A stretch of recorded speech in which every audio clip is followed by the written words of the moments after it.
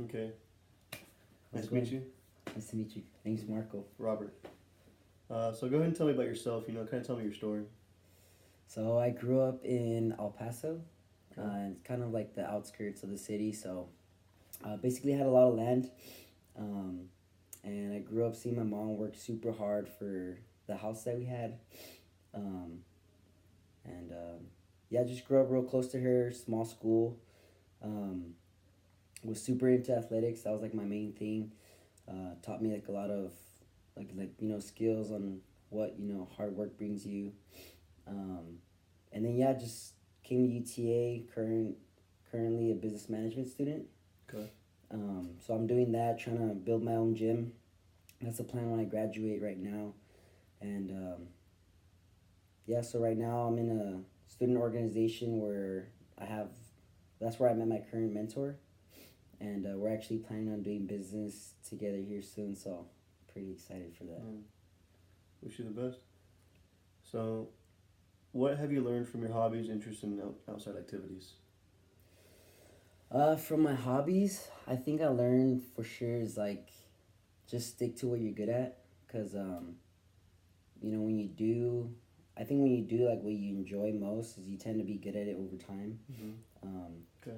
so I learned that from that, and that's kind of like guiding me into the direction of the fitness, health and fitness industry. Originally, I wasn't that great at it, but through high school, I enjoyed it, so I was like, stick with it. And right now, I feel like I'm kind of at my peak Okay. in that. Okay. How do you feel about working with others as part of a team? I love it. So I've always kind of been like a wolf pack kind of guy. I feel like, as weird as that might sound, I just enjoy working with others. Just not only being able to like lead a team, but being able to be led by somebody else so that I can learn from them. And I think working with others is like the best thing because, I mean, when you go out in the real world, you're constantly working with people. Mm-hmm. So Yeah. that's definitely like something um, that I think is a positive with me is I really enjoy it. Um, I do it right now with the organization I was telling you about that I'm in. Okay. I do it, and just working with them is like you learn how other people work, and you learn like super good communication skills through that. Okay. How do you work under pressure? Super well. I think I work just as well under pressure as when I'm not under pressure. That's just because like I'm real good at adjusting to things. I'm very good at keeping my composure, keeping calm. Um, so if I'm put under pressure, I'm probably gonna deliver like whatever it is that I need to get done because I tend to stay calm in almost every situation. Okay. Just kind of tell me about why I should buy from you. I think because I enjoy what I do so much that no matter what, like I'm gonna get the job done for you. Whatever it is that you need, I'm gonna help. Benefit you because it's just like it doesn't feel like work to me. Um, and me seeing you happy makes me happy, and I think that goes a long way because it's kind of like when you're working with somebody that doesn't enjoy what they're doing, you can kind of sense that feeling, Yeah. or they don't tend to put in the 110 percent. It's just like they do what they got to do just to you know get the job done or give you like mediocre. Just to get by. Yeah, exactly. Just kind of to get by. So that's probably why it'd be a good idea to buy from me. You always want somebody who's also credible in what they've done, and what I'm trying to get into right now with the health and fitness industries, I've been doing it basically for more than half my life, my whole life right now, and I'm at a point where I'm getting really good at it. So Okay. What do you consider to be your greatest strengths and weaknesses? my greatest strength is I can motivate people. Um, Even if it's for something they previously enjoyed doing, I'm like real good at building like good rapport with people, seeing how it can relate to them or how it can benefit them, and just getting them to see that um, that benefit to get them to want to like actually do stuff, because I think that's like a big thing is people tend to follow or they tend to do, um, they believe in what you believe in, so if you can't really like transfer that information to them, they're they're not gonna trust you. They're not gonna want to follow what it is that you want to do. And I think I'm real good at kind of relaying that information. But something that I know I'm not good at is I'm real blunt with people. Or I'm like real abrupt sometimes. Like when I think something of somebody, of maybe how they can improve or something. My thing is I just want to tell them flat out, and I need to realize, although that can be, you know, a strength, that can also be a weakness, because not a lot of people are drawn to that or like that. You know what I'm saying? So I need to be able to just kind of appeal to everybody in that sense. Okay. How do you think a teacher who knows you well would describe you? Whew. I actually know a teacher, my dual credit teacher in high school. Initially, she hated me, and that was just because I was like a really stubborn student. Like, she knew I was smart, but I didn't know it. And I think it wasn't until she got me to realize that that I showed her, you know, my true like capabilities and skills and stuff. And so I think the way she described me would be extremely hardworking. As soon as I find like kind of that rhythm, is like there's no stopping me. So definitely hardworking, and also somebody who doesn't mind criticism. I love criticism, because I think every time I've been criticized on something, I've like take it with me. If it's you know, if it's not constructive criticism, I still take the 2 cents and I think about it, I reflect on it. I'm real good at reflecting on it. So yeah, just somebody who can lead and who can be led as well. I think that's important. That's one way she described me for sure. Okay. What is most important to you in a job? Being able to just constantly learn new things. I noticed I was real discouraged when I was working in a warehouse, because it got to a point where like I had to learn a lot of things, and then it got to a point where it just kind of stopped, and I didn't find any satisfaction in that. So just being able to constantly like build my skill set is something that's extremely important to me. Okay. What motivates you to put forth your greatest effort? My mom, just I think seeing everything she's done for me, like how can I not want to give back to her? You know what I'm saying? Yeah. And then just wanting to do the same thing for, you know, the people that I care about also, or my future family and things like that. I think that's super important too, because that's where it gets personal, and just makes me want to work like extremely hard night and day to get it done. So that for sure. Okay. Can you give me an example of a time you had to pitch a proposal to a group, and how did you do, and why do you think things went that way?